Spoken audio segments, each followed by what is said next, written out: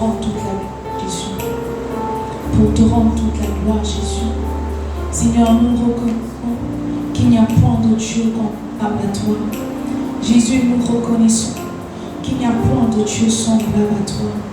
Alors, Saint-Esprit, reçois nos honneurs ce soir. Reçois l'expression de nos cœurs ce soir. Nous t'aimons, Seigneur, nous te bénissons. Alors que nous sommes dans ta présence, Saint-Esprit, ne manque pas de nous étirer, ne manque pas de nous toucher, ne manque pas de nous faire du bien ce soir. Précieux Jésus, nous voici à tes pieds. Seigneur, nous sommes comme Marie. Nous sommes venus, Seigneur, déposer nos cœurs à tes pieds. Nous sommes venus boire à ta source. Nous sommes venus boire de ton eau. Parce que c'est toi qui as l'eau de la vie. C'est toi qui es l'eau de la vie. Tu as dit à la Samaritaine que si elle boit de ton eau, elle n'aura plus jamais soif. Seigneur, si nous sommes là mardi après mardi, dimanche après dimanche, c'est pour boire, Seigneur, cette eau qui étanchera notre soif à jamais. Seigneur, merci de nous en donner ce soir. Merci de nous en donner ce soir. Merci de nous en donner ce soir. Merci pour ta présence qui remplit ce lieu. Merci pour ta grâce qui soutient ce temps. Merci pour nos cœurs, Seigneur, que tu pénètres ce soir. Ne nous laisse pas avoir un mardi de plus, Seigneur, mais que ce mardi soit empreinte, Seigneur, et ton empreinte et ton odeur, Seigneur. Que quelqu'un reparte bouleversé, que quelqu'un reparte changé, que quelqu'un reparte avec une nouvelle faim, une nouvelle soif de toi, que quelqu'un reparte avec une nouvelle information sur toi, une nouvelle connaissance de toi. Précieux Jésus, merci pour ta grâce, merci pour ta présence en ce lieu, merci pour ta grâce. Merci Saint-Esprit de Dieu. Antebra inda bosque de prande de bosque. Le fala bosque balia hante. Elemanto inda hada le baska tava. Il est Ibrahim hada kapala sute debe. Elende broske peli avant de broski da prada kata. Elemanto la inda kapina supra di kababa. Shontele inda kapalis kuntalia inda braske teve. Rende de scopalia inda va.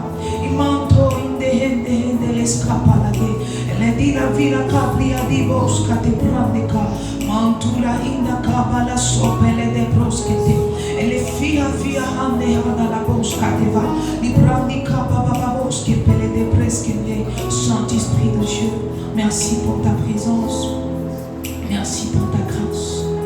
Nous soumettons nos esprits. Nous soumettons nos âmes. Nous soumettons nos cœurs et nos pensées à ton autorité. Nous soumettons même nos corps, Seigneur, à toi. Merci parce que tu prends le contrôle de ce temps. Dans le nom de Jésus-Christ de Nazareth, nous avons prié. Nous disons tous Amen. Alléluia. Est-ce que tu peux acclamer le Seigneur ce soir? Est-ce que tu peux penser à acclamer le Seigneur? C'est le Seigneur que tu acclames le Seigneur.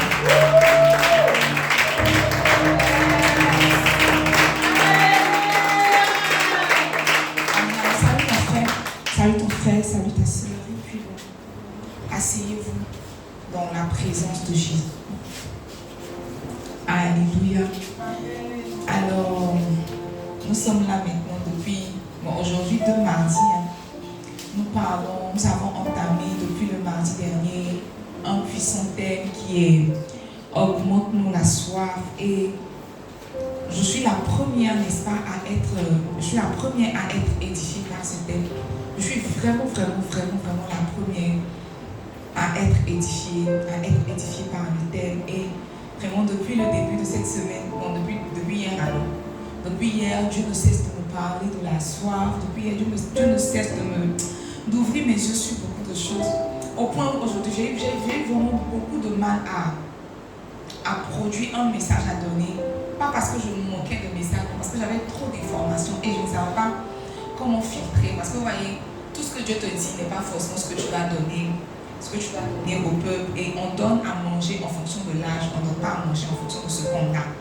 Et donc ça m'a vraiment, je ne vais pas dire épuisé, mais ça m'a vraiment fatigué pour trouver la bonne portion à partager ce soir. Et je prie vraiment que le Saint-Esprit nous fasse du bien ce soir. Je veux que tu mettes la main sur ton cœur et que tu commences à parler à Dieu. Je veux que tu dises à Dieu, Seigneur, ce soir parle-moi. Donne-moi d'entendre quelque chose de nouveau. Mais Seigneur, au-delà même d'entendre quelque concerne ma situation, qui concerne ma saison, qui me concerne particulièrement. Je ne veux pas partir, Seigneur, avec le logos ce soir. Je veux rentrer chez moi avec un remas qui va me donner, Seigneur, de l'accélération. Un remas qui va venir ajouter une certaine saveur, un certain goût à ma vie spirituelle, un certain goût à ma marche avec toi. Ce soir, je ne veux pas partir tel que je suis venu. C'est vrai que tous les mardis, je viens au mardi d'édification. Mais ce soir, donne un goût particulier à mon culte. Ce soir, donne une saveur particulière à mon culte. Ce soir, Saint-Esprit, je te supplie, ajoute-moi quelque chose de nouveau. Fais-moi du bien ce soir. Fais-moi du bien ce soir. Fais-moi du bien ce soir. Amen, amen, amen. Alléluia. Alors, nous parlons de soif cette saison. Nous parlons de soif ce mois d'octobre. Et le mardi dernier, alors que j'introduisais le thème, je vous parlais un peu de comment j'ai été émerveillée, n'est-ce pas, par la conversation que j'ai eue, par une certaine conversation que j'ai eue avec mon père spirituel. Et je vous expliquais comme ça que vraiment la conversation que j'ai eue avec mon père spirituel a semé quelque chose d'inhabituel, a semé quelque chose d'étrange dans mon cœur. Et je me posais la question de savoir comment un homme peut autant désirer Dieu, comment un homme peut vouloir laisser une célébration, peut vouloir laisser un anniversaire pour juste aller se retrouver avec Dieu, pour juste aller passer du temps avec Dieu. Et ça m'avait vraiment intriguée, ça m'avait vraiment émerveillée. Et je vous disais comme ça que dans la même période, n'est-ce pas, j'étais en train de méditer le livre de Exode. Et c'est là que je me suis rendu compte que, au fait, ce que mon père spirituel était en train de manifester n'était pas quelque chose de, je ne vais pas dire étrange, mais n'était pas quelque chose de nouveau. Et que des personnes avant lui avaient déjà manifesté ça.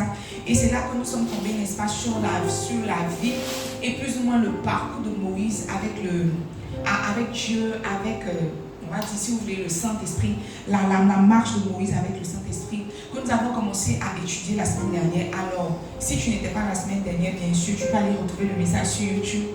Et je crois que ça te fera du bien.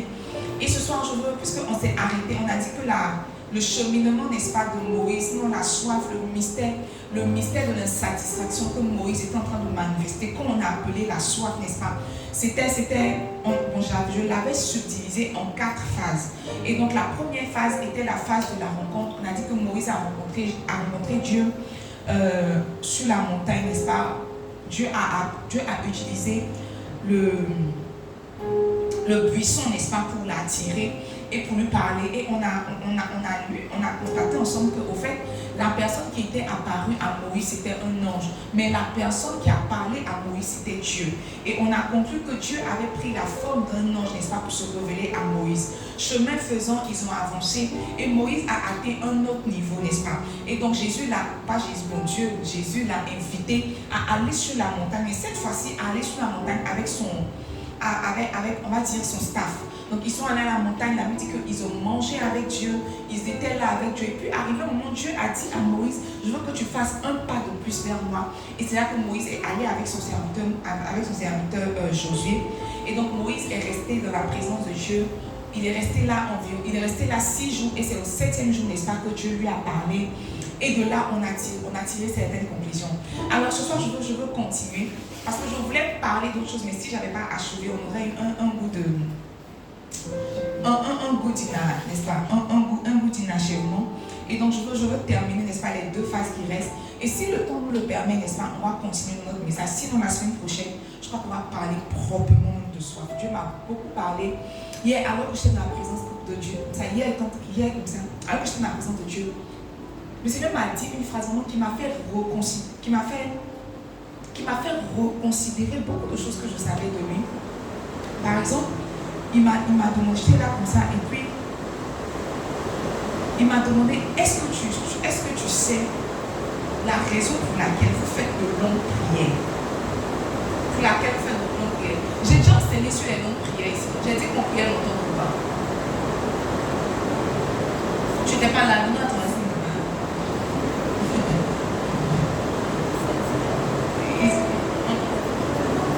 ton voisin dit quoi? Il ne faut pas ton voisin réagir comme s'il n'était pas là. C'est avril qui était le mois de la prière. Donc bon, je ne sais pas qui était en avril. Qui était de l'église en avril? Qui n'était pas de l'église en avril? Waouh! Même dans la présence de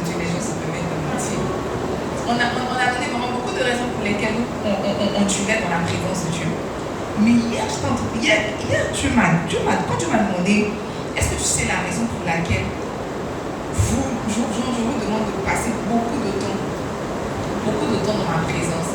Et j'ai dit non. Et vraiment, la réponse que Dieu m'a donnée, ça m'a vraiment scotché. Tu n'avais jamais fait le lien entre la soif et durer dans la présence de Dieu. Je n'avais jamais fait le lien. Et tu as fait un lien et ça m'a vraiment. Si on a le temps, on va en parler. Si on n'a pas le temps, on va en parler mardi prochain. Alors, on continue dans les phases, n'est-ce pas, de la vie, de la marche, de la rencontre de Moïse. J'espère que vous m'entendez. Alors, on a dit que la première phase, c'était la phase de la rencontre. La deuxième phase, c'était la phase de l'invitation. Et ce soir, nous voyons la troisième phase. La troisième phase est la phase de la proximité. On va prendre Exode 33, versets 11 à 23. Exode 33, versets 11 à 23.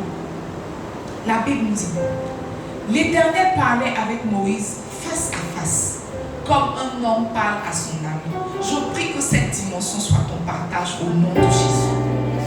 Je prie que cette dimension soit ton partage au nom de Jésus. La Bible dit que l'Éternel parlait avec Moïse face à face, comme un homme parle à son ami. Demande à ton voisin, est-ce que tu as un ami? Demande à ton voisin s'il a un ami.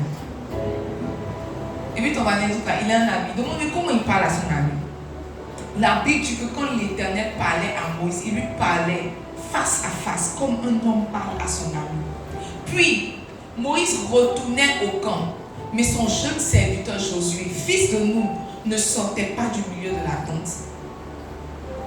Moïse dit à l'Éternel: voici, tu me dis, fais monter ce peuple, et tu ne me fais pas connaître qui tu enverras avec moi. Cependant, tu as dit, je te connais par ton nom, et tu as trouvé grâce à mes yeux.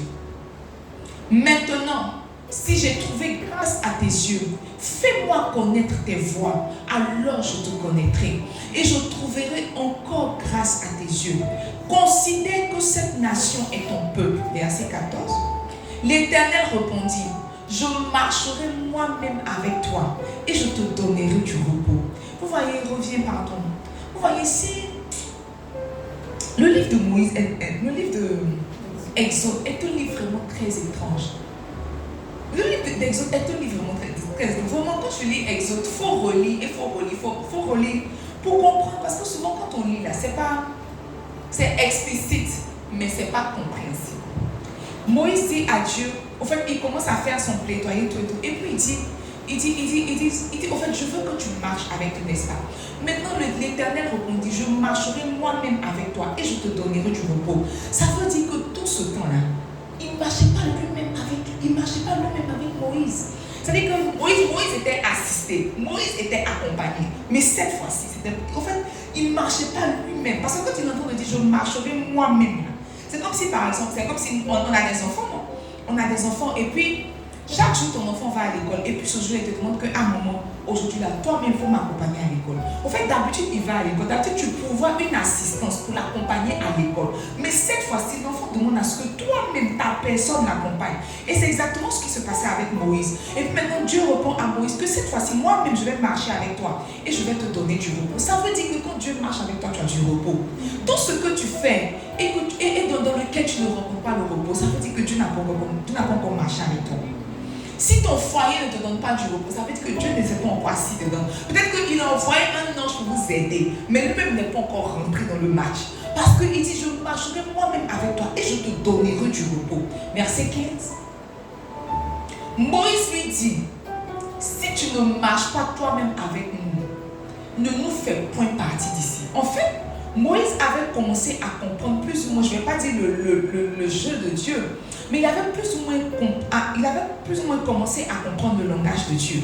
Il sait que quand Dieu dit que je vais partir avec toi, ça peut ne pas être lui. Ça peut ne pas être lui. Moi, avant, je me rappelle, quand j'étais un peu plus jeune, je crois 6e, 5e, j'étais au collège L'Ardoise. Et on a commencé à... Je crois que j'empruntais le car bien, on a commencé à me déposer. Comme quand il y a un qui est venu avant l'autre. Et vous voyez, on partait... Je crois qu'on empruntait le car. Et je me souviens des raisons pour lesquelles je ne veux pas que mes enfants aillent à l'école. Mais c'est qu'on empruntait le car et le car venait jusqu'à 5h45. Je ne comprends pas. Matin, quand on sortait, je disais à mon mari, je ne comprends pas comment un enfant peut se réveiller. Si le car venait jusqu'à 5h46, c'est qu'un enfant, c'est 24 heures pour aller au travail. Pour aller, oui, c'est son travail. pour aller au travail. Et arrivé un moment, à force de se lever très tôt, Lisa me parle que Carla, vraiment, c'est épuisant, que je veux que moi-même on me dépose. Que je veux qu'on me dépose tout et tout. Et il y a des fois où maman me déposait, et puis il y a des fois où elle appelait quelqu'un. C'était son véhicule, mais ce n'était pas elle qui était au volant de la voiture. C'était son véhicule. Elle pouvait appeler peut-être un jeune du quartier pour dire que aujourd'hui je suis occupée, accompagne les enfants à l'école. Donc c'était son véhicule. Elle avait donné sa parole, mais sauf que ce n'était pas elle qui était au volant du véhicule. Et Moïse s'est rendu compte que on est allé j'étais en train de perdre le troupeau de Jétro, mon beau-père. Tu m'as apparu, tu dis que tu m'envoies. Jusqu'à je t'ai demandé si on m'envoie, tu dis qui? Tu dis Jésus, je dis je suis.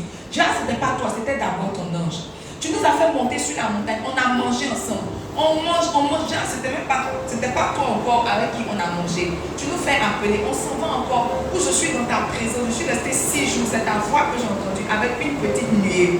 Que cette fois-ci, où on est arrivé là, où on est arrivé là, il dit, si tu ne marches pas toi-même avec nous, il ne faut pas nous faire partie, il faut nous laisser.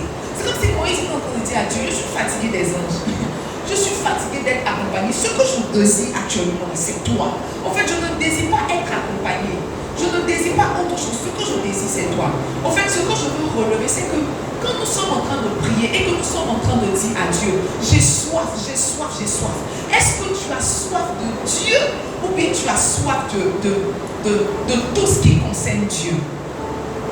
Quand tu dis j'ai soif, parce que vous voyez, la prière, une des raisons pour lesquelles je veux qu'on prie maintenant en français, c'est que vous voyez, quand la prière n'est pas précise, elle n'est pas vraiment la prière. Elle n'est pas vraiment la prière. Elle n'est pas vraiment la prière.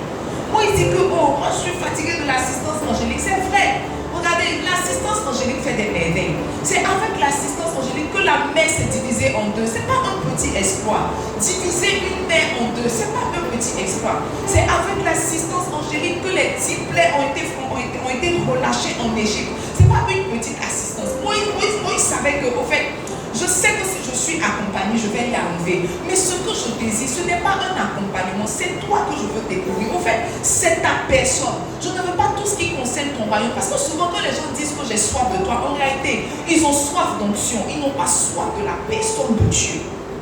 Quand quelqu'un dit j'ai soif, Seigneur, donne-moi plus. En réalité, quand Dieu ouvre son cœur, quand Dieu pèse ses mots, quand Dieu lit son cœur, il n'a pas soif de Dieu. Il a soif peut-être d'onction. Il a soif de manifestation. Il veut aller. Il dit quand par exemple, fais-moi monter, car je veux voir ta gloire. Fais-moi monter. Peut-être qu'il veut se retrouver dans un monde céleste. Il veut voir les principautés. Il veut voir le lait et le miel qui coulent au ciel. Mais ce n'est pas Dieu qui l'intéresse. C'est pas Dieu qui l'intéresse. Moïse est en train de dire que j'ai goûté à ces choses-là, j'ai goûté à ce que tu proposes. Mais ce que je suis en train de demander, au fait, la chose que ma soif a ciblée, c'est toi et toi seul. Il dit, si tu ne marches pas toi-même avec nous, ne nous fais point partie d'ici. Ne nous fais point partie d'ici. Ça me rappelle la portion d'écriture où David dit qu'une chose que je désire Adamon, n'est-ce pas? Une chose que je désire Adamon, il dit, je voudrais habiter dans la maison du Seigneur. Il dit tous les jours de ma vie. Maintenant, il dit pour faire quoi?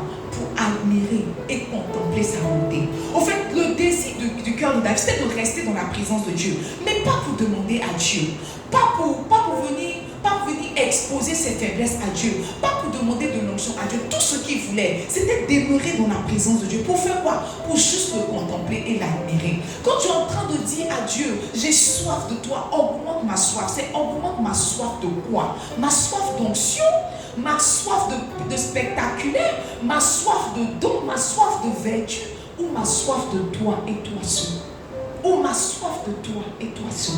Mes amis, je ne sais pas si je me fais comprendre, mais il y a un exemple qui est venu dans mon esprit. Pardonnez-moi si ça choque. Vous voyez, quand une femme accouche, n'est-ce pas, il y a une période où elle est exemptée, n'est-ce pas, de rapport. Quand une femme mariée accouche, il y a une période où elle est exemptée de rapport sexuel, n'est-ce pas? Si son mari l'aime, il va se conserver pur. Si son mari l'aime, qu'il est intelligent, qu'il est chrétien et qu'il est converti, il va se conserver pur. Attendre qu'elle finisse sa période de sa période postpartum, et puis après ça, ils vont recommencer l'activité sexuelle.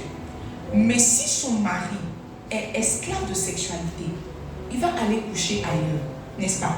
Ça veut dire que tout peut satisfaire sa faim. Et puis c'est comme s'il y a des fins que seulement ta femme peut satisfaire. Je ne sais pas si je me fais comprendre. Je ne sais pas si c'est en français que j'explique. Mais vous me comprenez? Vous me comprenez en français? En français, femme mariée. Donne-moi un exemple pour les célibataires. Je n'ai aucun exemple. Les célibataires ne sont pas considérés. Je n'ai pas d'exemple pour les célibataires, malheureusement. Mais ce que je suis en train de dire, c'est que, en fait, il y a des personnes qui veulent avoir du sexe avec leur conjointe. Et puis il y a des personnes qui veulent juste avoir du sexe. C'est pas pareil. C'est vrai. Avoir du sexe et puis vouloir avoir du sexe avec une personne en particulier, c'est pas pareil. C'est exactement ce que Moïse est en train de manifester. Remets mon verset s'il te plaît. C'est exactement ce que Moïse est en train de manifester. Vous savez, si l'ange l'accompagnait, Moïse allait arriver à Canaan. Parce que c'était pas un petit ange. Moïse allait arriver à Canaan. Si quelqu'un peut diviser la mer en deux et envoyer les 10 plaies sur l'Égypte là, il peut te prendre ta main pour t'envoyer à Canaan. Il peut. Et vous voyez, la Bible dit que pendant qu'ils étaient dans le désert, Dieu les a pris, ils ont fait 40 ans dans le désert. La Bible dit que leurs vêtements ne se sont pas usés. Ça veut dire que quand ils grandissaient, leurs chaussures grandissaient aussi. Quand ils grandissaient, leurs vêtements grandissaient aussi. Si un ange peut faire ça, mes amis, il pouvait prendre leurs mains et puis les envoyer à Canaan. Donc tu vois, ce que Moïse désirait, ce n'était pas arriver à Canaan. Moïse s'est dit que mais si quelqu'un m'a appelé, si en fait la dimension angélique peut faire ça, en fait, comment est-ce que se présente la dimension de Dieu? Comment est-ce que se présente Dieu? Souvent, avant quand je parlais avec mon père spirituel, il me disait que oh, l'onction c'est rien, ma fille. Quand il me disait l'onction c'est rien, moi j'étais encore petit, dans mon esprit, l'onction c'était tout. L'onction vraiment c'était tout. Si quelqu'un a l'onction, il peut faire marcher un paralytique, il peut ressusciter un mort. L'onction c'est tout. Mais quand il parlait, c'est comme s'il disait que l'onction c'est rien, qu'il y a une dimension de Dieu que tu vas goûter. L'onction va sembler. L'onction va te sembler vivre. Et je crois que c'est à cette saison de sa vie que Moïse était arrivé. Il dit non, si tu ne marches pas quand même avec nous, ne nous fais point partie d'ici. Verset 16. Comment sera-t-il donc certain que j'ai trouvé grâce à tes yeux, moi et ton peuple?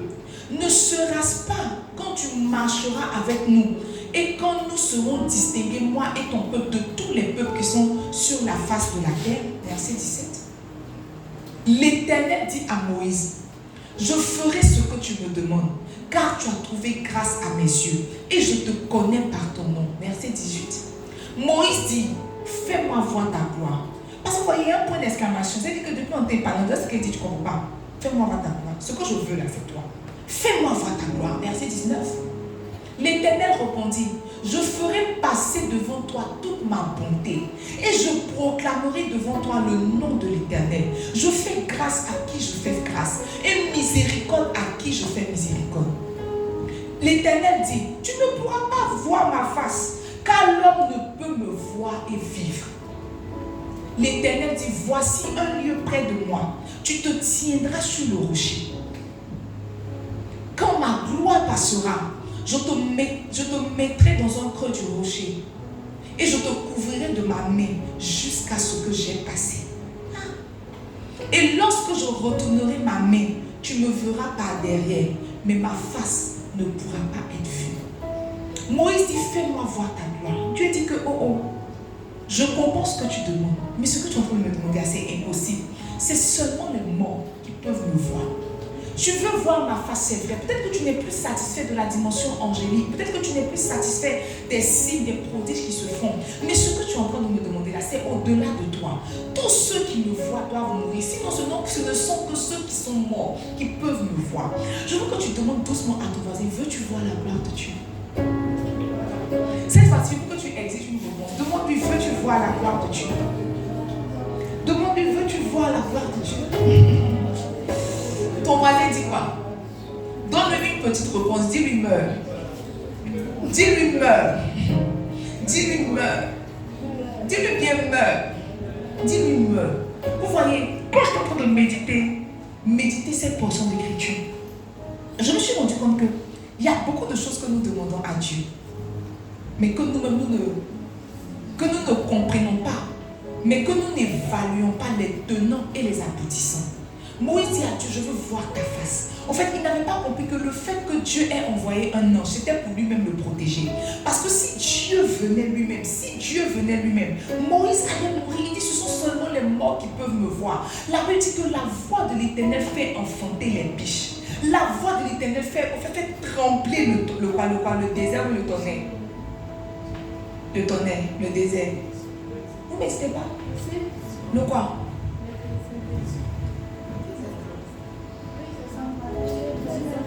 Bon, la voix de l'Éternel fait trembler quelque chose. Ce n'est pas le tonnerre, c'est le désert. La voix de l'Éternel, en fait, simplement sa voix crée des dégâts.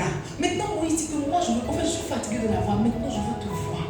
Maintenant, je veux te voir. Je me souviens, tu as chanté. Je veux voir Dieu. Je veux voir Dieu. C'est pas ça. Si j'ai trouvé grâce à tes yeux, ne me prive pas ta face. Ne me prive pas ta gloire. Dieu dit que ce sont ceux qui sont morts qui peuvent le voir. Ça veut dire qu'à une certaine dimension, la réponse de Dieu à la soif, c'est la mort.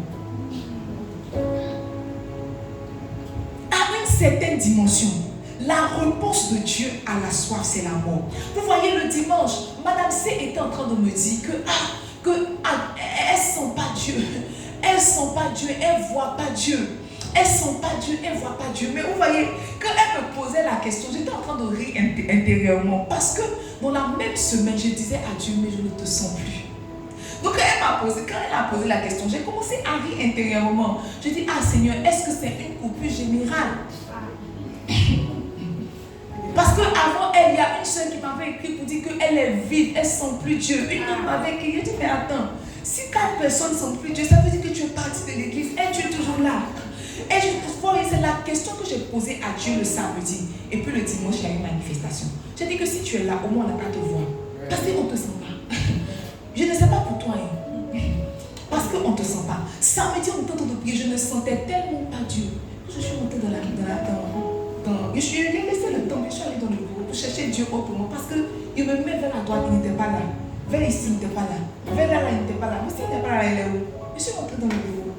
Je ne sentais pas Dieu. Je ne sentais vraiment pas Dieu. Et vous voyez, c'est quand j'étais en train de méditer cette portion d'écriture que Dieu m'a donné la réponse. Il m'a dit, arrivé à un certain niveau, la réponse de Dieu à la soif, c'est la mort.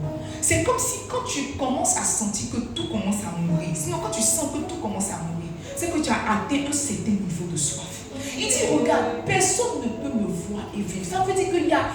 Ce sont les morts qui peuvent voir Dieu. Moïse était arrivé, je ne sais pas si ça vous est déjà arrivé, où il y a un certain, tu arrives à un certain carrefour du ministère, à une saison de ta vie où plus rien n'a de goût, où le ministère n'a pas de goût. Mais amis, ça m'est déjà arrivé, je ne parle pas de samedi, ça m'est déjà arrivé, où tu viens prêcher par devoir, où tu pries par devoir, où tu adores par devoir, où tu médites par discipline, où tu fais les choses par discipline. Mais tu vois, c'est comme s'il y a quelque chose qui n'était plus là. C'est exactement ce que Moïse vivait. Moïse, j'ai marché avec Dieu, j'ai vu des choses extraordinaires. Parce que quand on dit les 10 plaies de l'Égypte comme ça, quand toi tu lis là, tu penses que c'est quelque chose de commun. Les 10 plaies de l'Égypte, ce n'est pas quelque chose de commun, c'était des choses extraordinaires.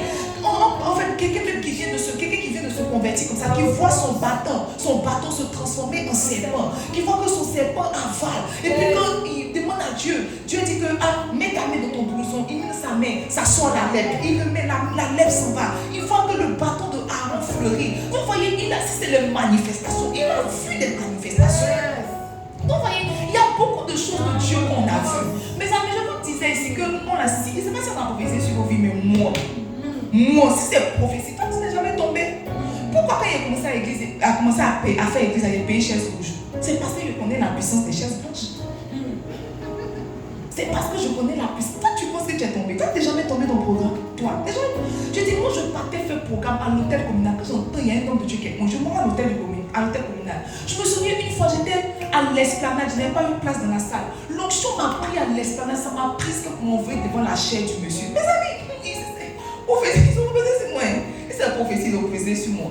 Si quelqu'un a vu, je ne veux pas dire que j'ai vu toutes les manifestations de Dieu, mais senti Dieu, voir Dieu dans son corps, être convaincu de la fidélité de Dieu. Moi, j'ai déjà vu les choses comme ça. Donc, j'étais arrivée à un certain niveau de ma vie. Je disais à Dieu que moi, les trucs comme ça ne m'ébranle plus. J'étais même arrivée à un certain niveau de ma vie où quand il y avait les manifestations, on va des programmes, puis les gens tombent là. C'était devenu quelque chose de commun pour moi.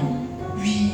Dernièrement, je suis en train de prier Dieu pour qu'il continue de me voir mon Père, de me continuer de m'aider à continuer de voir mon Père spirituel avec émerveillement, de le regarder à deux. En fait, qu'il y ait les étoiles de mes yeux. Je prie pour ça. Parce que j'ai tellement écouté ces messages que maintenant quand il prêche, je connais là. En fait, c'est comme si quand il prêche, je sais où il va monter pour tomber, pour descendre. Je suis habituée, non? Ça va commencer à me rendre insensible. J'ai dû commencer à prier pour ça. Pour dire, je refuse de voir mon Père spirituel comme un homme ordinaire. Je refuse. Il y avait la veille, tiens, Marie qui ne veut pas que je suis fatiguée. C'est là, mais je suis que mon Dieu n'était bien non. Parce qu'il n'y a pas un programme où mon Père spirituel a fait sur la terre. En tout cas, c'était vivant et en bonne santé. Puis je ne suis pas partie. Parce que j'avais soif d'entendre. Mais j'ai tellement entendu. J'ai tellement entendu. Il y a des nourritures qui sont des nourritures préférées, mais tu as tellement mangé. Tu as tellement mangé que c'est plus ta nourriture préférée. Une des raisons pour lesquelles moi je ne mange plus les sauces longues, c'est parce que tous les dimanches, jusqu'à ce que je me marie, ma maman a fait play. Non, c'est pas possible. Play. Tous les dimanches, play. Actuellement, si je vois quelque chose qui tire, il y a la chair de poule. C'est pour ça que je ne bois pas lait. Quand lait tire, j'ai la chair de poule. Il y a même, ils ont comparé sauce bonbon à la maison. Je n'ai pas mangé parce que ça tirait. Ça me donne la chair. Parce qu'on a tellement mangé blé. Blé avec chenille, blé avec poisson, blé noir, blé marron, blé avec manioc, blé avec blé là.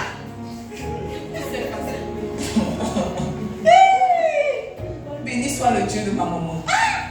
On a mangé blé jusqu'à donc. Quand je vois quelque chose qui tire en même temps, ça me donne la chair de poule. Je pense que c'est à ce stade-là que Moïse était arrivé. Il dit non, je suis fatigué de ça. Je suis fatigué de ça. Je suis fatigué de voir ces choses-là. Je suis fatigué de venir prier chaque mes amis. Prier fatigue. Je sais pas si on n'a qu'à être honnête. Prier fatigue. Tous les jours, tu es dans la présence de Dieu. Arrivé un moment, tu t'ennuies dans la présence de Dieu parce que c'est ennuyant. C'est vraiment comme si on est trop spirituel. Attends, tu t'ennuies dans la présence de Dieu. Ah, si tu t'ennuies dans la présence de Dieu, c'est que tu me dis arrête. Stop it. Tu es en train de parler 1 heure à quelqu'un que tu ne vois pas. 1 heure à quelqu'un que tu ne vois pas. Et puis on te dit que 1 heure c'est petit. On te dit que mais si tu as fait 1 heure, tu ne peux pas arriver quelque part. La dernière fois j'ai écouté Bishop Michael Orobo, il dit que lui c'est minimum 12 heures. J'ai dit Seigneur, enlève-moi. C'est vrai, il a dit ça. Il dit Seigneur, enlève-moi. Il a dit ça. J'ai dit Seigneur, enlève-moi. 1 heure, quand tu pries, on dit que toi tu es faible dans la foi. Donc toi tu pries Seigneur, comment je fais pour arriver 3 heures? Mais tu es d'accord avec moi que 1 heure avec quelqu'un que tu ne vois pas, avec quelqu'un que tu ne sens pas, mes amis, c'est pas facile. C'est pas facile. Moi, il était arrivé à un stade où il était fatigué, il était dégoûté. Tu sais que quand tu as venu, tu as commencé à parler un peu de cantique, tu as chanté un peu, et puis voilà, ça arrive, tu as parti. Il n'y avait plus quelque chose d'excitant. Moi, il a dit que non. Moi, je ne veux pas ça. Ce que je veux, c'est toi. Okay. Ce que je veux, c'est toi. Enfin, mais sauf que ce qu'il ne savait pas, c'est que ce qu'il demandait nécessitait un certain niveau de sacrifice, la mort. Oui, les manifestations t'ennuient, mais la face que tu veux voir est affiliée à la mort. Est affiliée à la mort. Tu veux une grande soif, Seigneur, augmente-moi la soif. Mais tu vois, augmente-moi la soif passe essentiellement par le fait que tu meurs. Par le fait que tu meurs et que tu meurs sérieusement. Dieu a dit à Moïse, peut-être que tu veux me voir, peut-être que tu es fatigué. Mais tu vois, si tu ne meurs pas, tu ne veux pas me voir. Maintenant, comme tu as trouvé grâce à mes yeux, je vais te cacher dans un petit rocher. Quand je vais passer, quand je serai en train de passer, quand je vais finir de passer, je vais enlever ma main. Et puis tu vas voir un peu de mon dos. Un peu de mon dos. Un peu de mon dos. Sinon, si c'est pour me voir moi, tu dois mourir. Tu dois mourir. Maintenant, vous voyez, alors que je méditais cette portion d'écriture, je me suis rendu compte que Moïse a demandé à voir la gloire de Dieu. Et puis Dieu a décidé de lui faire voir son dos. Ça veut dire que peu importe le degré de ta soif, peu importe comment tu pries, peut-être que nous on prie nos pieds sur la terre. Toi c'est ta nuque qui est sur le sol et puis tes pieds sont en l'air. Peut-être on ne sait pas comment tu te couches pour prier, on ne sait pas. Peu importe ton degré de soif, c'est Dieu qui décide de te montrer la portion de lui qui veut. C'est Dieu qui décide de t'exposer à la portion de lui qui veut. Mes amis, c'est Dieu qui décide, c'est Dieu qui décide. Si quelqu'un a été frustré dans le ministère, c'est moi. Parce que moi, je me disais que le ministère, c'était beaucoup de discipline, beaucoup de sainteté. Hier, je parlais avec ma camarade et elle me disait que ma camarade, quand chaque fois que je parle avec toi, je me sens tellement sale. Parce que à mes yeux, tu es tellement saint. Je dis Jésus au Jéhovah. Jésus au Jéhovah. Je ne suis pas ci. Il lui a dit que je ne suis pas ci. Parce que vous voyez, il y a une certaine discipline que la vie m'a donnée. Il y a une certaine discipline que le ministère m'a donnée. Il y a une certaine discipline même que les parents m'ont donnée. Qui ont fait qu'il n'y a rien autour de moi, en tout cas par la grâce de Dieu, qui m'expose au péché. Moi, je me suis dit que le ministère, c'est beaucoup de discipline, c'est beaucoup de sainteté. Mais malgré ma discipline, malgré ma sainteté, malgré mes offrandes, malgré mon attachement au Père, il y avait une dimension de Dieu que je n'avais pas goûtée. Et puis un jour ordinaire. Je vous dis, un jour ordinaire. Ce jour-là, quand je me suis levée le matin, je n'aurais jamais cru que ça allait être le jour de ma visitation. Parce que ce jour-là même, je n'avais pas prié. Parce que ce jour-là, je n'avais pas médité. Ce jour-là, j'étais quelqu'un d'ordinaire. Quelqu'un juste d'ordinaire. J'étais juste allée faire une course. Et puis la nuit, tard dans la nuit, vers minuit, j'avais commencé à prier, juste prier. Pas prier, je n'étais pas venue prier longtemps, juste prier, rendre grâce à Dieu. Et puis au bout de la 8e minute, j'ai vu comme quelqu'un venir me prendre et puis aller avec moi. C'est là que je me suis rendu compte que ce n'est pas une question de soif, ce n'est pas une question d'effort. Même si tu as soif, Dieu va décider de te montrer ce qu'il veut te montrer. Dieu va décider de t'exposer à ce qu'il peut t'exposer. Mais toi, tu vois ce à quoi Dieu t'expose. Et fonction de... Enfin, il y a plusieurs critères qui rentrent en compte. Il y a l'état du cœur. Il y a l'état du cœur. Il y a le niveau de consécration. Il y a la souveraineté de Dieu. Il y a il y a plusieurs choses qui rentrent en ligne de compte. Quelqu'un ne peut pas dire que comme je me suis consacré, j'ai vu Dieu. Parce qu'il y a des gens qui ne se sont pas consacrés et qui ont vu Dieu. Quelqu'un ne peut pas dire que comme j'ai beaucoup prié, j'ai vu Dieu. Il y a des gens qui ont prié et qui n'ont pas vu Dieu. Il y a des gens qui ont prié qui n'ont pas vu Dieu. Donc quelqu'un ne peut pas venir donner une science, comme une doctrine, pour venir dire que voilà ce qu'il faut faire pour voir Dieu. On peut te mettre sur le chemin, mais on doit te rappeler que peu importe ton niveau de soif, Dieu va décider de se montrer à toi quand il veut et comme il veut. Il a dit à Moïse, peut-être que ta soif est grande, mais la portion de moi à laquelle je peux t'exposer maintenant, dans cette saison, c'est mon dos. C'est mon dos. Et il a vu le dos de Dieu. Je veux nous interpeller, nous qui aimons prier et qui nous permettons d'exiger les choses de Dieu. Aujourd'hui, je veux voir ton doigt. Si tu ne me montres pas ton doigt, je ne lève pas. Il ne t'a pas montré, mais tu t'es quand même levé. Tu t'es levé parce que tu as eu faim. Pipi t'a serré. Tu sais, il y a des prières qu'il ne faut pas faire. J'attendrai jusqu'à ce que ta gloire descende. Moi, tu prêches bien. Jusqu'à ce que toi, tu sais quand sa gloire va descendre. Tu sais. Tu sais. Et les choses qu'en fait, on demande. On demande. Et c'est là que en mettant cette personne d'écoute, je me suis rendu compte que Moïse était un homme spirituel. Parce qu'il dit, regarde, pas mes efforts. Il dit, si j'ai trouvé grâce à tes yeux, il n'y a rien que tu peux faire. Et puis tu vas te dire, tu vas venir te montrer. C'est vraiment une portion de sa grâce. Il décide de te faire grâce. Avant de montrer son don, il a dit à Moïse, je fais grâce à qui je fais grâce. Et miséricorde à qui je fais miséricorde. En tant que Moïse, tu ne t'es pas qualifié. J'ai décidé de te faire grâce. J'ai décidé de te faire miséricorde. J'expliquais à mon père spirituel que le jour où ils sont venus prendre ma Bible pour partir, ce jour-là, je n'avais pas prié, je n'avais pas jeûné, je n'avais jamais porté un habit ordinaire et j'avais fait une journée, sale journée, occupée même. Il m'a dit que, puis il a commencé à sourire, il dit c'est ça. Il dit on ne connaît pas le jour de notre visite. Mes amis, si tu penses que c'est au 70e jour, tu vas te rencontrer, il faut arrêter de jeûner. On ne connaît pas le jour de notre visitation. La Bible dit qu'un homme s'appelait Corneille.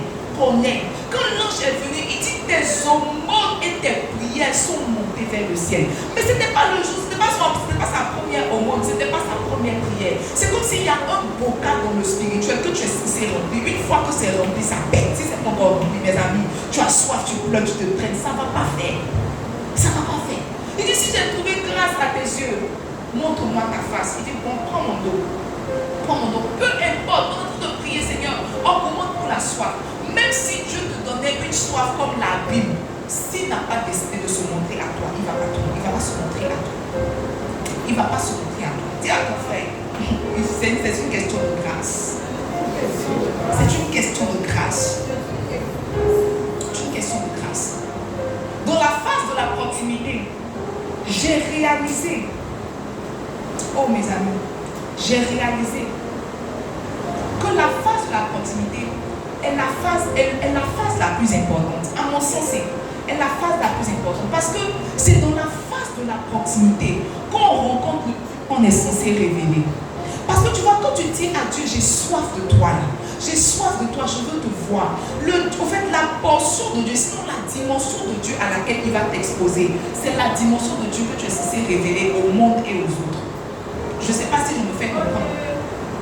Quand tu dis, si par exemple, toi, tu as un ministère de délivrance ou un ministère de guérison, donc la dimension de Dieu que tu vas voir, c'est Rapha. Mais quand tu vois Rapha, ça veut dire que toi, ce que tu es censé montrer au monde là, c'est Rapha.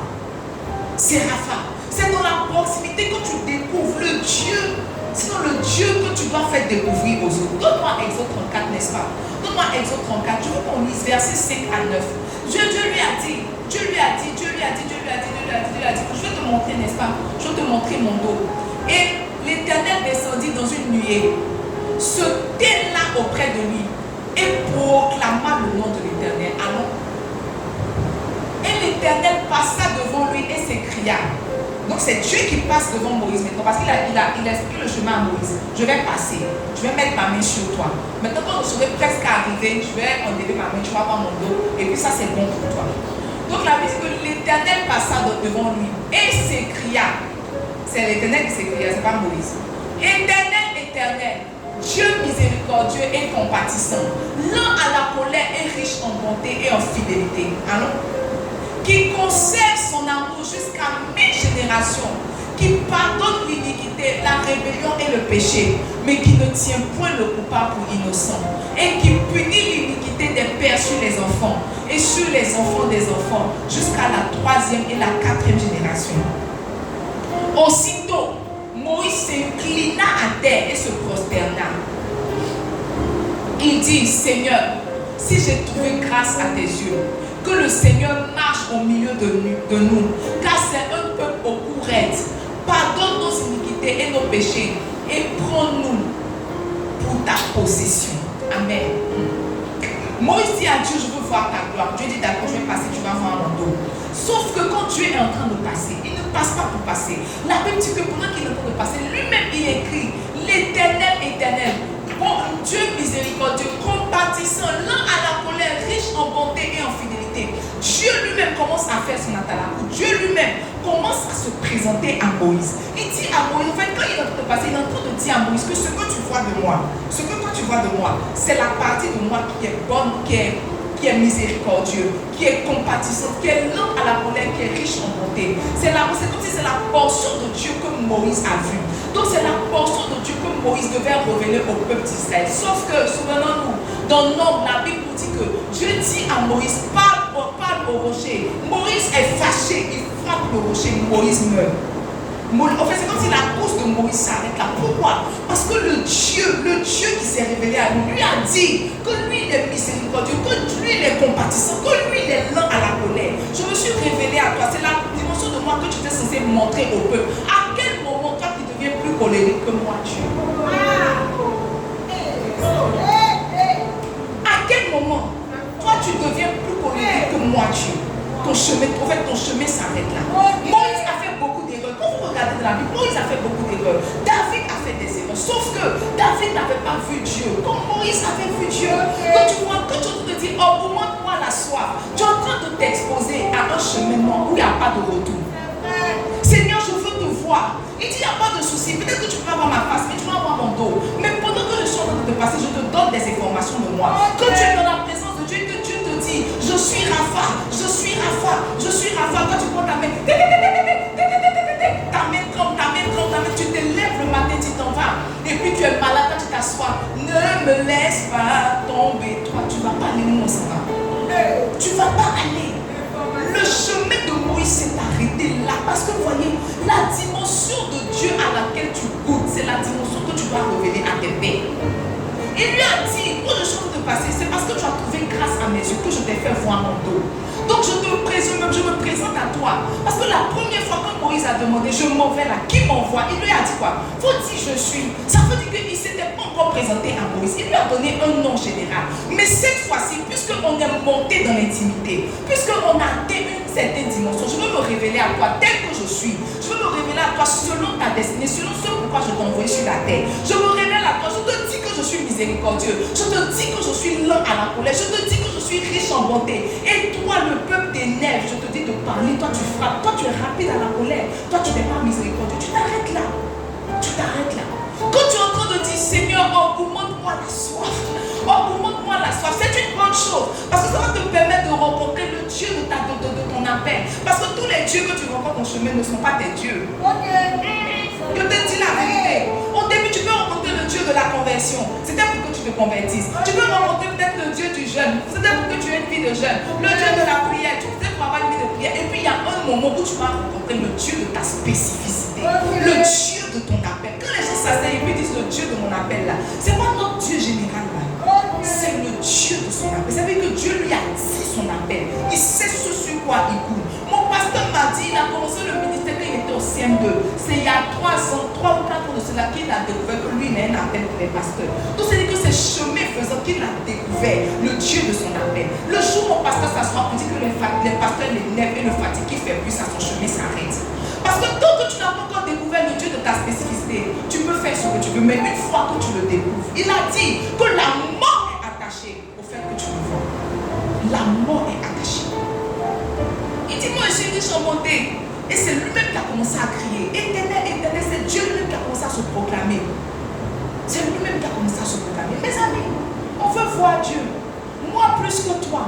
Mais fais attention. Ce que tu demandes n'est pas impossible. Mais en tout cas, il y a beaucoup de pièges dedans. Il y a beaucoup de pièges dedans.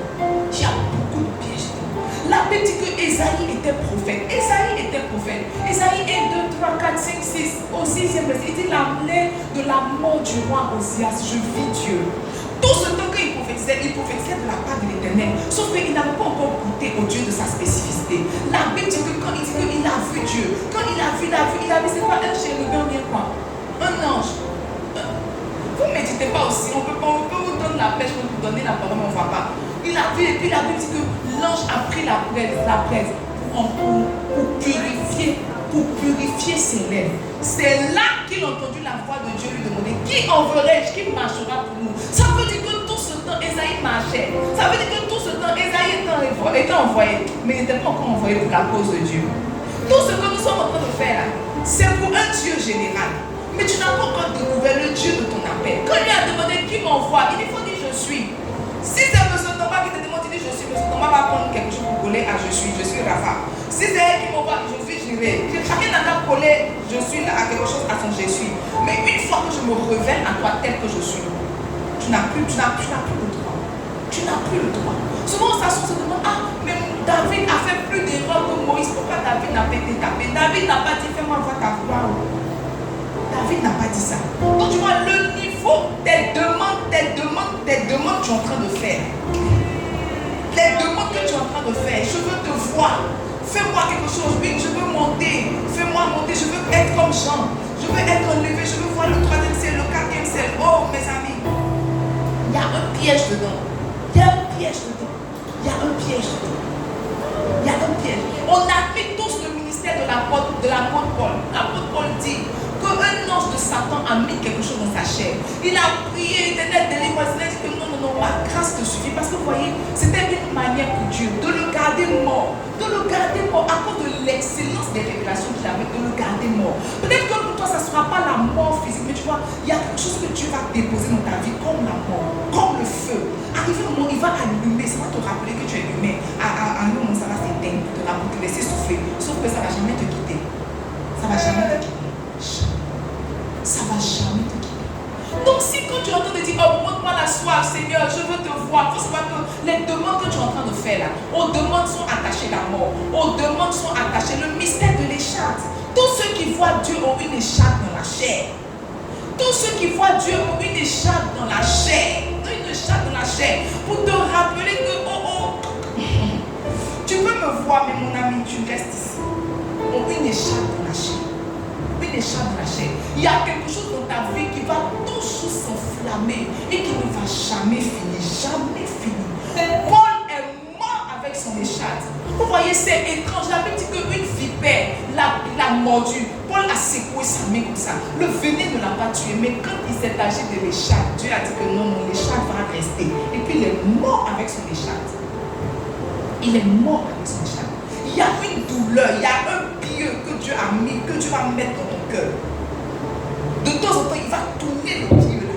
Tu vas mourir un peu. Et puis quand il va laisser, tu vas respirer.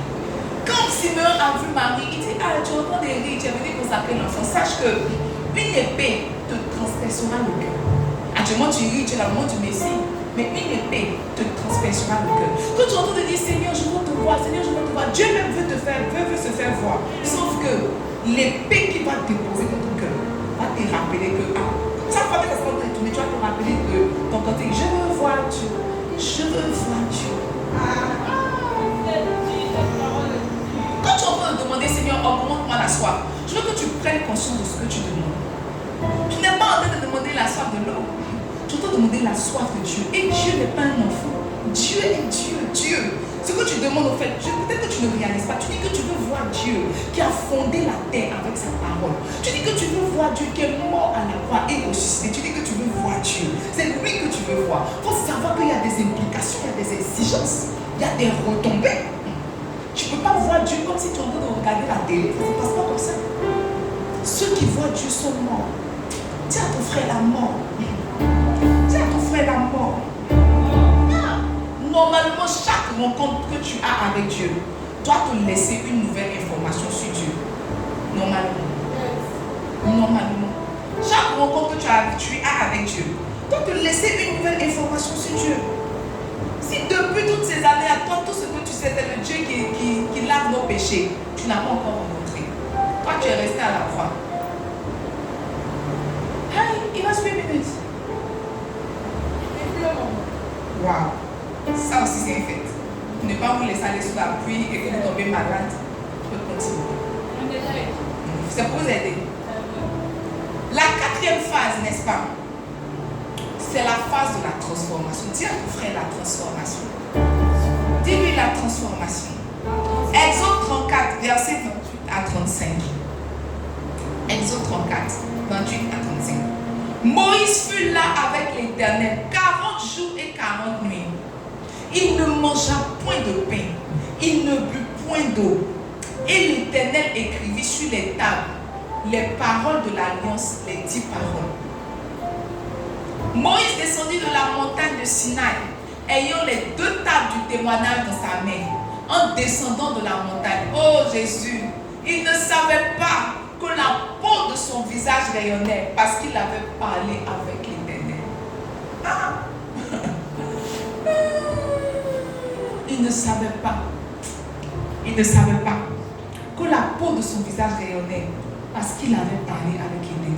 Moi, il n'était plus dans la dimension angélique, mes amis. Il avait déjà vu le dos de Dieu. Il avait déjà entendu la voix de Dieu qui lui a révélé qui il est. Il n'était plus dans notre dimension. Il n'était plus dans la dimension du peuple d'Israël. Là, dit que Dieu a écrit les 10 commandements que tu ne connais pas là.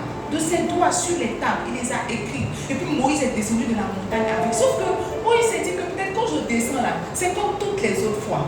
Parce qu'il avait l'habitude de monter à la montagne. Il partait à la montagne, il descendait. Il partait comme si on va à Djamé. Parce que Dieu avait l'habitude de l'inviter. Il partait, il venait. Il mangeait même avec Dieu. Donc pour lui, c'était quelque chose de commun. Pour le peuple d'Israël aussi, c'était quelque chose de commun. Donc Moïse montait, Moïse descendait. La première fois, il est monté, il s'est fâché un peu quand il a cassé les tables. C'est pas ça. Donc Dieu l'a rappelé, il est parti pour les nouvelles tables. Il s'est dit qu'il va descendre avec les nouvelles tables.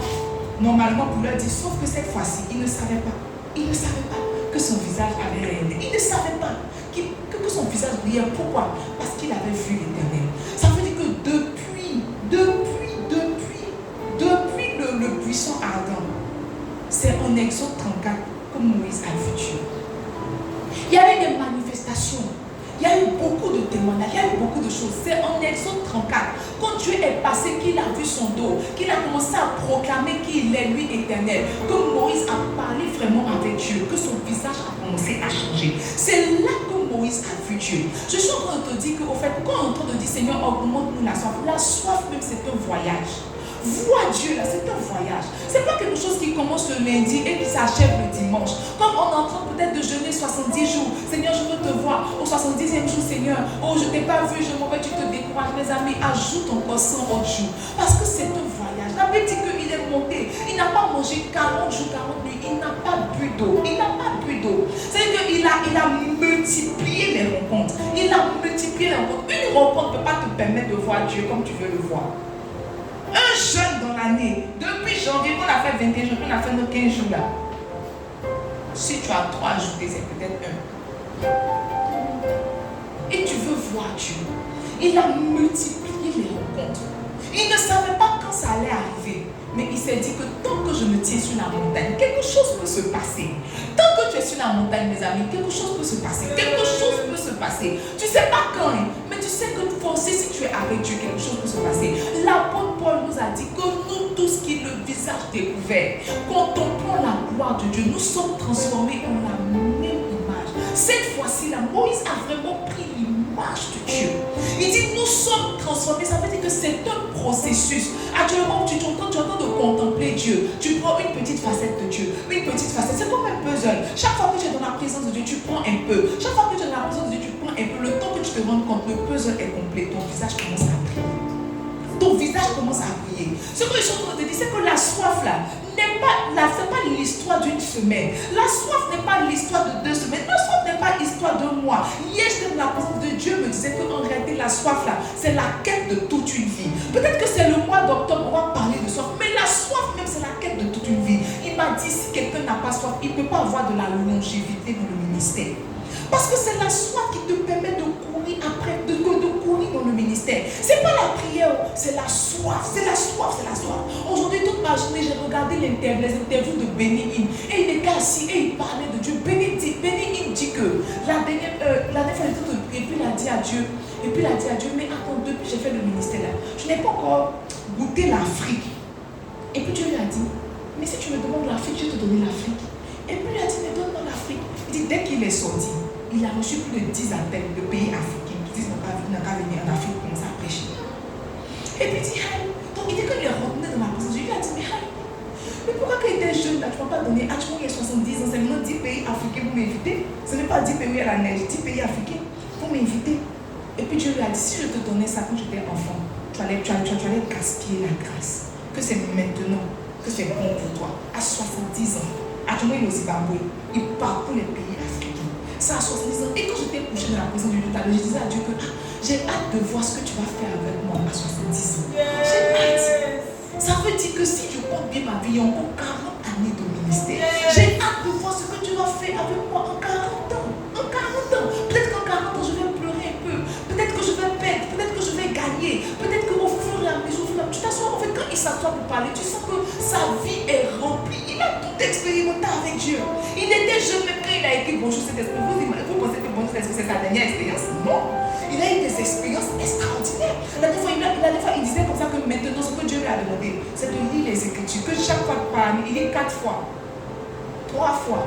4 mois, donc c'est 3 fois. Il dit 3 fois la Bible entièrement par année. Que maintenant, il ne se lève plus la nuit pour prier. Il a fini ça. Pourquoi il se lève la nuit? C'est pour méditer la parole. Et il dit qu'il est en train de méditer la dernière fois et il a vu un tableau de choses. En fait, c'est comme si il s'est retrouvé dans l'histoire, il vit les expériences. Il dit qu'il n'est plus dans la prière. Il dit que maintenant, c'est rare qu'il parle en langue. Rare. Il dit au soir de sa vie, on ne parle pas en langue. Parce qu'il dit que celui qui parle en langue s'édifie lui-même. En esprit, il dit des mystères. Le mystère là, il a vécu. Il a 70 ans. Il a vécu. Il dit que lui, il est là. C'est rare qu'il parle. Il dit c'est quand il parle, il prie, et puis à un moment, son vocabulaire ne peut plus exprimer ce qu'il est en train de vivre dans le spirituel. Que ça monte en langue. Sinon, lui-même, il ne parle plus en langue. C'est comme s'il a fini avec. Maintenant, il est au soir de sa vie à 70 ans. J'étais couché, je disais à Dieu, mais qu'est-ce que tu vas faire avec moi dans 40 ans, en 40 années? Qu'est-ce que je vais voir? Qu'est-ce que je vais sentir? Qu'est-ce que je vais goûter? Quelle nouvelle onde je vais voir? Est-ce que je vais voir ton nombril? Parce que tu as déjà montré ton dos, je ne veux plus ton dos. Je ne veux plus ton dos. Vas-tu me montrer ton nombril? Jean a bien vu ta cuisse. Donc, dos et puis cuisse, ça c'est plus. Ces gens aussi, c'est chez sa partie. Vous savez que dos, cuisse, épaule là, disqualifié. Montre Dieu, comme si tu as montré ton nombril. Tu as fait quoi? Qu'est-ce qui m'attend de 40 ans? Qu'est-ce que tu veux faire avec moi de 40 ans? Où est-ce que tu veux envoyer ma vie? Je ne sais pas, il était couché là-bas, il était motivé. Où est-ce que tu veux envoyer ma vie de 40 ans? C'est pas 70 ans. De 40 ans. Qu'est-ce que tu vas faire avec moi? Parce que quand tu dis, oh, montre-moi la soif, c'est pas pour octobre. C'est une soif qui te permet de vivre jusqu'à 70 ans dans la présence de Dieu. Il n'a pas que 60, il n'a pas que 50 ans de ministère. Il a 50 ans dans la présence de Dieu. Parce que 50 ans de ministère, c'est pas 50 ans dans la présence de Dieu. C'est pas 50 ans dans la présence de Dieu. Il y a notre pasteur national, il dit qu'il va fêter bientôt ses 35 ans de ministère. Notre pasteur, vous le connaissez? Vous ne connaissez pas? Notre pasteur DJ là.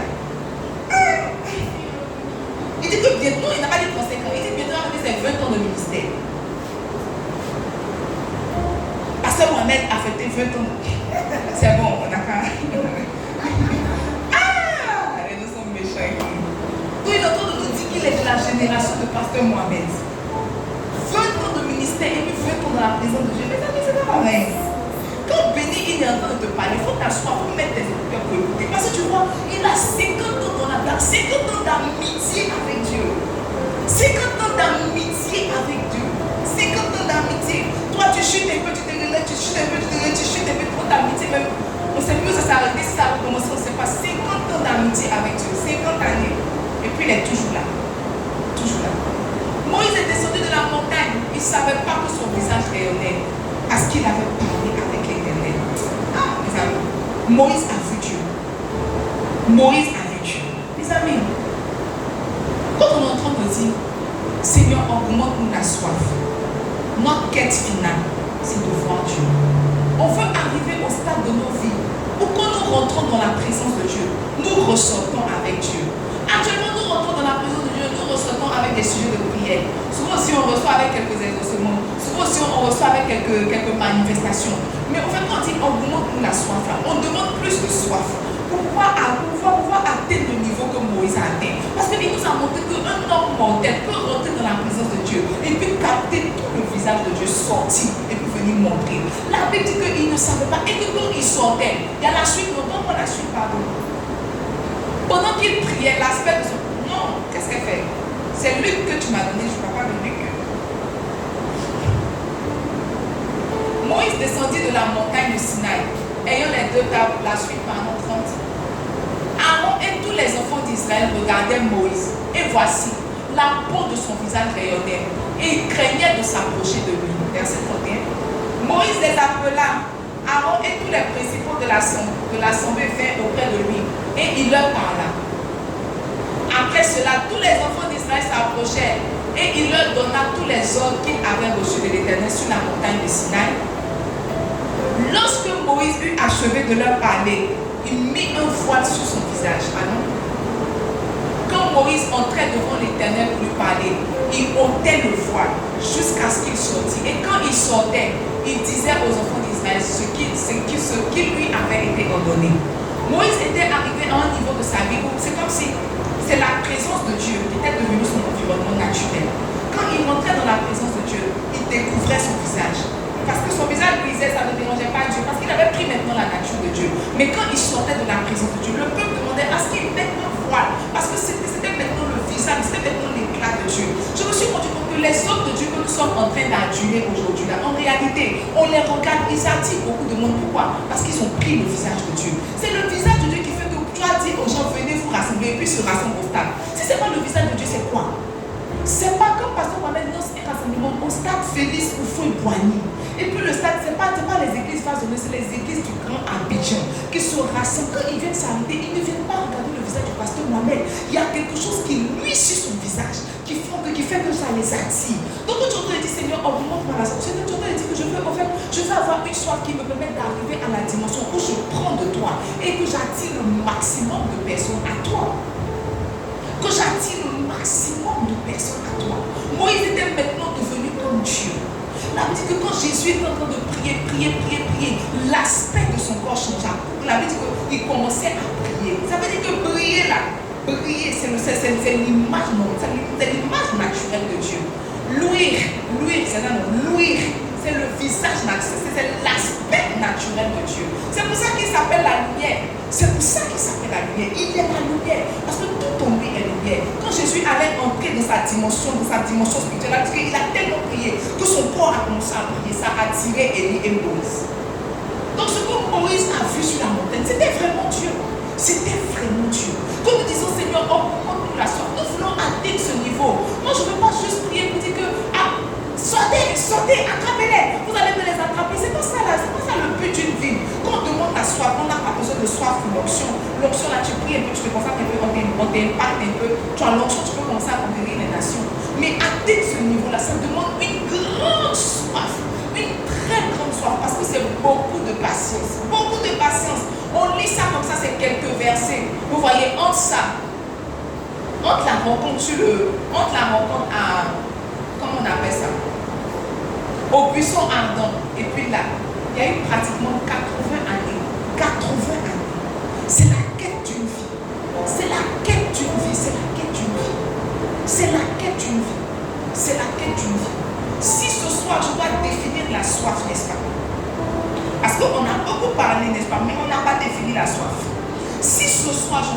définir la soif. La première définition que j'allais donner à la soif, c'est que la soif est le carburant nécessaire à tout enfant de Dieu pour voir Dieu. Est le carburant nécessaire à tout enfant de Dieu pour voir Dieu. La soif est le carburant nécessaire. La soif est le carburant nécessaire. Peut-être que tu aimes Dieu, mais si tu n'as pas une grande soif de lui, tu ne vas rien devenir. Peut-être que tu te consacres, mais si tu n'as pas une grande soif de Dieu, il y a des dimensions de Dieu que tu ne vas pas voir. On va toujours te parler d'un Dieu que tu n'as pas vécu. Parce que vous voyez, ce n'est pas une question d'amour. C'est une question de soif. Est-ce que tu as du carburant? Peut-être que tu laves ta voiture, peut-être que tu fais sa vidange, peut-être que tu nettoies l'intérieur, peut-être que tu fais son entretien. Mais tu vois, c'est le carburant qui te permet de te déplacer d'un point A à un point B. Le carburant n'a rien à voir avec l'huile que tu mets dans le moteur. Le carburant n'a rien à voir avec le lavage que tu fais de la voiture. C'est du carburant dont on a besoin pour partir d'un point A à un point B. La soif est le carburant dont tout chrétien a besoin pour voir Dieu. Je ne sais pas si tu dis ton objectif c'est de voir Dieu. Je ne sais pas si ton objectif c'est d'atteindre certaines dimensions. Mais si c'est vraiment ton objectif, c'est que tu as besoin de soif. Et tu n'as pas besoin d'une petite soif. Tu as besoin d'une grande soif. Tu as besoin d'une grande soif. Tu as besoin d'une grande soif. La deuxième définition que je peux donner à la soif, c'est que la soif est un désir ardent, une quête passionnée de la présence de Dieu. Un désir ardent, une quête passionnée de la présence de Dieu. Oh mes amis, il y a faim et puis il y a faim. Il y a soif et puis il y a soif. Tu sais, tu peux avoir faim et puis on te donne un petit encas, une petite barre chocolatée, ça te fortifie, ça te maintient. Et puis il y a des faits que tu as. Quand on te donne le chocolat, tu dis arrêtez ça, donnez-moi foutu. Donc tu vois, il y a faim et puis il y a faim. Quand on parle de soif, on parle d'un désir ardent, pas un petit désir, un désir ardent, quelque chose qui brûle tes entrailles, quelque chose qui fait que tu n'arrives pas à dormir, quelque chose qui fait que tu n'arrives pas à t'asseoir, un désir passionné de la présence de Dieu.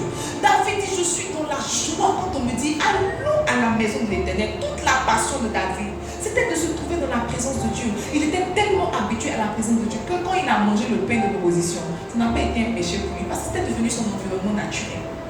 C'était devenu son environnement naturel. Je veux que tu demandes à ton voisin, est-ce que tu as soif? Demande à ton voisin, est-ce que tu as soif?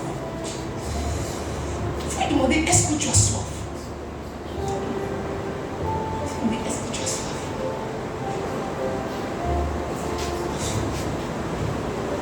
La troisième définition que je veux donner à la soif, c'est que la soif est un zèle. La soif est un zèle. Je ne crois pas aux chrétiens mous. Je ne crois pas. Aux chrétiens mous, je ne crois pas. La soif est un zèle qui brûle dans ton cœur pour les choses de Dieu. La soif est un zèle qui brûle dans ton cœur pour les choses de Dieu. C'est un zèle qui te pousse à creuser, à chercher. Qui te pousse à creuser, à chercher. Qui te pousse à creuser, à chercher. Qui te pousse à creuser, à chercher. À creuser et à chercher. À creuser dans la prière. À chercher Dieu dans la prière. À chercher Dieu dans le jeûne. À chercher Dieu dans la parole. Ça te pousse à creuser, à creuser. Quand un chrétien te dit que je n'arrive pas à méditer, il n'a pas soif. Parce que quand quelqu'un a soif, on ne lui montre pas la roue du frigo. Il s'en va, il prend de l'eau et il boit. Et il boit. Ce qui fait que tu n'arrives pas à trouver la roue du frigo, c'est parce que tu n'as pas soif. Mes amis, quand quelqu'un a la diarrhée, il peut ne pas être chez lui, mais il reconnaît tout de suite la porte des toilettes. Il reconnaît tout de suite la porte des toilettes. Quand il arrive là, il ne dit pas que pardon, je vais m'asseoir. Il dit excuse-moi, c'est où la porte des toilettes? Parce qu'il va à l'essentiel. Quand quelqu'un a soif, il va à l'essentiel. Ce qui fait que lundi, tu peux méditer. Vers mardi, là-bas, tu as envie de prier. Mais vers mercredi, tu faisais même c'était ton jour de jeûne. Mais hop, tu as oublié, tu as mangé. Mon ami, tu n'as pas soif. Tu n'as pas soif. Tu as pris ton troisième bougie et dit hé, Jésus, j'étais en jeûne. Seigneur, pardonne-moi. Mais pourquoi tu pardonnes-moi? Tu t'es marché. Les chrétiens sont trop hypocrites. Ils sont trop hypocrites. Ils sont pas vrais. Tu es en train de marcher. Ah, mais quand j'ai déjà mangé là, je vais faire demain. Non, mais tu n'as pas soif. Tu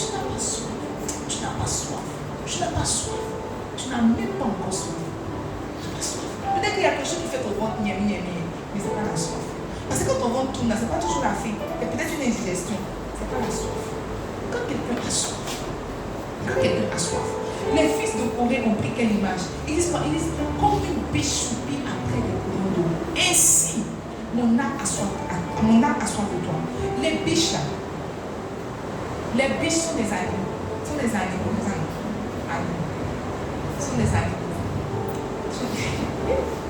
Les biches sont des animaux. Et la particularité des biches, c'est qu'elles ne boivent que où il y a des eaux paisibles. Mais toutes les eaux ne sont pas paisibles. C'est-à-dire qu'elles peuvent parcourir une longue distance. Quand elles arrivent, elles peuvent voir une mare d'eau où elles peuvent mettre leur gueule. Où elles veulent boire. Elles se rendent compte que dans l'eau, là, il y a un crocodile. Elles ne peuvent pas se battre avec le crocodile. Elles laissent. Elles continuent le chemin jusqu'à trouver la bonne eau. Boire et c'est beau. Ça veut dire qu'elles peuvent parcourir des kilomètres, ne serait-ce que pour boire un peu d'eau. Ne serait-ce que pour boire un peu d'eau. Ne serait-ce que c'est que le premier obstacle qu'elles rencontrent ne les arrête pas. Elles continuent. C'est pas que, comme il y a un crocodile là, c'est que Dieu ne veut pas que je boive. Seigneur, prends mon corps. Non. Quand elles font un crocodile, elles cherchent encore un autre coup d'eau. Elles cherchent encore un autre jusqu'à trouver en tout cas la bonne eau, jusqu'à trouver l'eau idéale. Jusqu'à trouver l'eau idéale. Ce qui me prouve que tu n'as pas soif, c'est que peut-être que tu as commencé, arrivé au moment où tu t'es arrêté. Tu as commencé, tu t'es fatigué. Ce qui fait que tu ne te fatigues pas dans ta recherche de Dieu, c'est la soif. Avant, je pensais que la prière était le carburant nécessaire. Mais hier, quand j'étais assise dans la prière et que Dieu m'a parlé, je me suis rendu compte que la vie chrétienne n'est pas la soif. La vie chrétienne est la soif. Quand tu vois un chrétien qui n'est pas en train de produire, il faut fouiller, il n'y a aucune motivation dans son cœur. Il n'a pas soif de quelque chose. Laissons même la vie chrétienne. Quand un homme normal est motivé, quand un homme a un objectif à atteindre, c'est comme s'il a de la force pour lui. Donc il s'est dit que fin 2026, je dois construire ma maison. Je mets l'argent. Comme il y a un objectif, il peut se discipliner. Ce qui fait que tu n'arrives pas à te discipliner, c'est que tu n'as pas soif. En fait, il n'y a pas des étapes dans ta vie que tu veux franchir. Toi, tu veux juste être chrétien, te marier, avoir un peu d'enfants, un peu d'argent, et puis aller à la maison.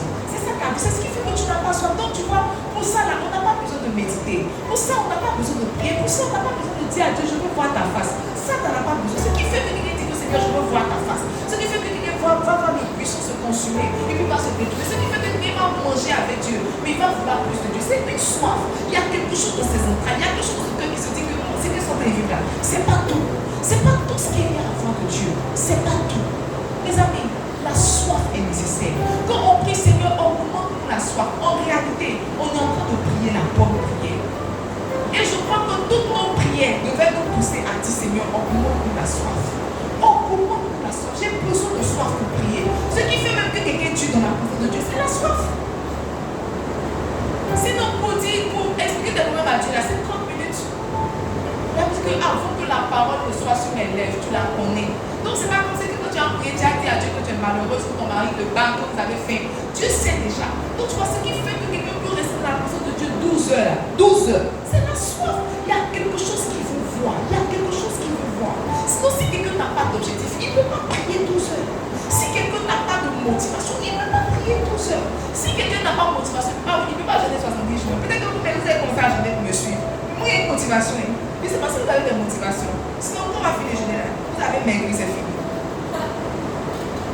Si vous m'avez suivi pour me suivre, gloire à Dieu, vous êtes des enfants obéissants. Mais sauf que vous allez finir avec une perte de poids. Moi, j'ai un objectif à atteindre et j'ai commencé à voir les résultats. On a quel jour de jeûne? 14e jour, tu as commencé à voir quelque chose. Tu as commencé à voir un petit nuage se dessiner. Est-ce que tu as commencé à voir quelque chose? Il ne faut pas jeûner pour jeûner. Il ne faut pas jeûner, jeûne. Putain, c'est vers le 69e jour, là, tu as demandé, je fais 69e jour là. Tu ne m'as rien montré. Mes amis, la Bible dit que Élie priait, il prie, il dit à son serviteur, va voir. Son serviteur dit, il n'y a rien. Il prie, il dit, va voir. Il dit, la 7e fois, il dit, je vois un petit nuage. Il dit, ça a commencé. Bon, la pluie est venue. Toi, tu es au 14e jour, tu n'as rien vu. Ton pantalon te flotte son nom. Donc, toi, tout ce que tu as vu, c'est ta perte de poids. Non, mon ami, tu n'es pas sérieux. Ça veut dire que tu n'as pas soif de quelque chose. Il y a quelque chose que j'ai visé. Et puis Dieu m'a dit, il faut jeûner. Toi, tu as visé quoi? Moi, tu jeûnes. Il faut qu'on a troisième du jeûne. Il faut que tu jeûnes. Tu dis, vous dites que vous me suivez, mais même quand Moïse a suivi, même quand Josué a suivi Moïse, là, quand Moïse sortait de la tente d'assignation pour aller parler au peuple, Josué restait. Et que Josué m'est sorti quelque chose. Pourquoi tu as fait 70 jours puis on dit qui a jeûné cette année? Oui, cette année, moi j'ai fait 150 jours. Et toi? Moi j'ai fait 100. Et toi, va palmarès de jeûne sans rien dans le jeûne. Sans rien dans le jeûne. C'est une soif. C'est une soif qui te fait avoir des objectifs spirituels. C'est une soif. Pour dire que en 2025, j'étais à ce niveau. Mais en 2026, là, voilà le niveau que je vais atteindre. Et comme je veux atteindre ce niveau, Seigneur, augmente ma soif. C'est là que tu augmentes tes temps de prière. Tu augmentes tes temps de méditation. Tu augmentes tes temps de jeûne. C'est en fonction de ce que tu veux atteindre. Mais si tu n'as pas d'objectif, tu ne peux pas avoir de soif. Ça veut dire que la soif n'est pas hasardeuse. Quand tu veux prier, Seigneur, augmente-moi la soif. La soif n'est pas hasardeuse. On n'a pas soif bêtement. On n'a pas soif bêtement. La soif n'est pas hasardeuse et la soif est toujours motivée par quelque chose. C'est pas que non, Seigneur, augmente-nous la soif, augmente-nous la soif, je prie pour la soif. C'est pas ça. La soif n'est pas hasardeuse. On n'a pas soif en fait. Même quand vous voyez que quelqu'un a soif, la personne il a fait beaucoup de mouvements. C'est là qu'il a besoin de boire un peu d'eau. Mais quelqu'un qui est statique, là, c'est pas sûr qu'il boive beaucoup d'eau. Donc il ne faut pas dire que augmente-moi la soif alors que tu es quelqu'un qui est assis. Ça n'a aucun sens. Ça n'a absolument pas de sens. Comme ça, on te prie, Seigneur, augmente-nous la soif. Il faut ajouter à ta prière un petit objectif. Peut-être que Seigneur, je n'ai jamais vu un ange, je n'ai jamais vu le ministère des anges. Cette saison, alors que je suis baptiste, alors que je suis en train de jeûner, expose-moi au ministère des anges. Parce que celui qui jeûne comment je dis, celui qui jeûne, la première chose à laquelle il s'expose, c'est le ministère des anges. Ça veut dire que dans ton jeûne, le minimum, le premier palier, tu peux avoir affaire à un ange. 14 jours, tu as déjà vu un ange. Je te demande. Tu as déjà senti un ange? Quand je suis déjà venu purifier tes lèvres, quelqu'un vient taper ton dos pour dire je suis avec toi. Non, tu jeûnes matin 18h, tu coupes les galettes, c'est fini. La soif n'est pas. Dis à ton frère, la soif n'est pas hasardeuse. Dis-lui, la soif n'est pas hasardeuse. Dis-lui, la soif n'est pas hasardeuse. La dernière chose que je veux dire sur la soif, parce que la soif, on va rentrer en profondeur. Mais la dernière chose que je veux dire sur la soif, c'est que quand on dit Seigneur, augmente-nous la soif, j'espère que dans ta prière, tu n'es pas en train de parler d'onction. J'espère que dans ta prière, tu n'es pas en train de parler de mariage. J'espère que dans ta prière, tu n'es pas en train de parler d'enfant. Et j'espère surtout dans ta prière que tu n'es pas en train de parler d'argent. Quand on est en train de dire Seigneur, augmente-nous la soif, on parle de la soif de lui. Jésus, sa personne, pas sa main, pas ce qu'il fait, sa personne. Là, parce que Moïse est arrivé à un stade où il était ami avec Dieu. On ne veut pas être des serviteurs de Dieu. On veut être des amis de Dieu. On veut laisser la dimension de serviteur de Dieu. On veut monter à la dimension d'ami de Dieu. Ami de Dieu. Ami de Dieu.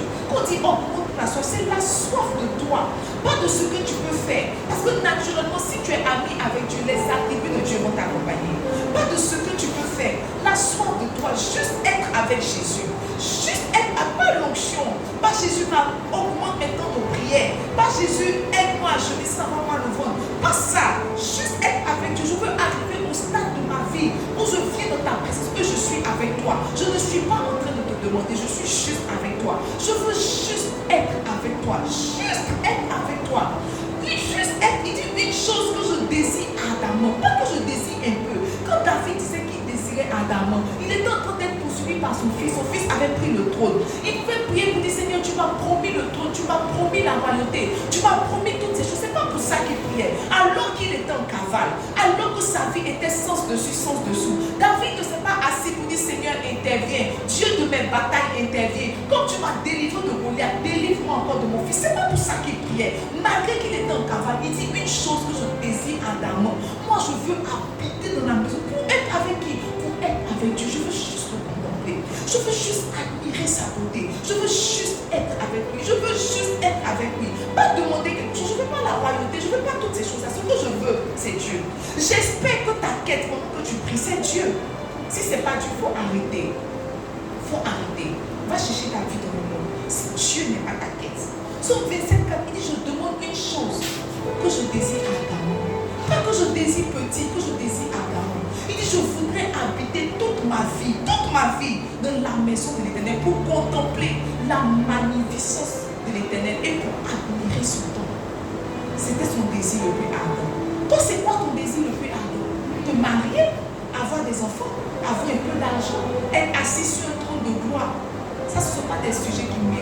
il mérite la soif. Il dit, je veux Dieu. Les amis, je veux Dieu. Je veux Dieu. Je veux Dieu. Je veux Dieu. Ce soir, je veux que tu pries avec moi. Beaucoup de choses ont été dites. Je ne sais pas si tu as pris ta portion de ce qui a été dit. Mais je veux que tu pries le Seigneur ce soir. Je veux que tu dises, Seigneur, quand je te demande d'augmenter ma soif, je parle de la soif de toi. Moi aussi, je veux être de ceux qui t'ont vu. Moi aussi, je veux te voir. Peut-être que tu ne me montreras pas ta face, Seigneur, mais juste ton côté me suffit. Pourquoi pas ton doigt? Peut-être ton cou, je ne sais pas quelle partie de toi, quelle dimension de toi à laquelle je serai exposée. Mais j'ai réellement soif de toi. Et je prie que ma soif s'augmente. Est-ce que nous pouvons commencer à parler à Dieu ce soir?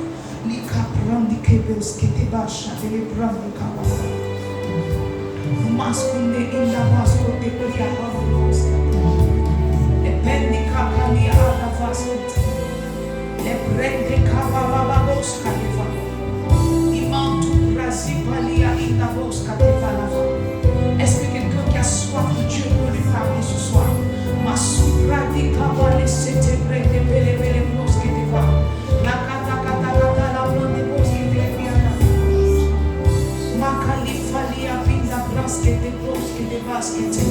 Les manteaux qui a in the best qui te parla para waskat. Les brendi kabala babos qui te parla. Menti brendi kabala babos qui te parla. Les manteaux qui a in the basket. Il fait qu'il y a fin de basket te parla. Les bébés babos qui te parla. Il manque kabala in the villa basket. Seigneur, quand nous prions pour une grande soif, c'est la soif de toi. C'est la soif de toi. C'est la soif de toi. C'est la soif de toi. C'est la soif de toi. C'est la soif de toi. C'est la soif de toi. La soif de toi, Jésus. La soif de toi, Jésus. La soif de toi, Jésus. Nous voulons te rencontrer. Nous voulons te rencontrer. Nous voulons te voir comme Maurice t'a vu. Nous voulons goûter à ta présence. Ah, Jésus, donne-nous ta soif. Augmente notre soif. Augmente notre soif. Augmente notre soif. Augmente notre soif. Kapani kali avant des grâces qui te va. Mantili prandi kabababos. Les pélis avant des grosses palava. Si la soif nécessite que nous mourons, Seigneur, laisse-nous mourir pour te voir. Laisse-nous mourir pour te voir. Laisse-nous mourir pour te voir. Laisse-nous mourir pour te voir. Laisse-nous mourir pour te voir. Laisse-nous mourir pour te voir. Ah, soulivali avant de voir ce que tu es.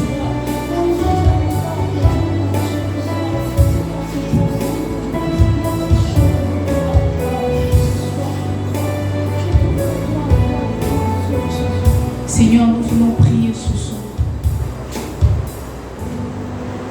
pour une grande soif. Si la soif est le carburant qui permet à un homme d'être un éternel insatisfait, alors augmente le nôtre. Nous voulons une grande soif.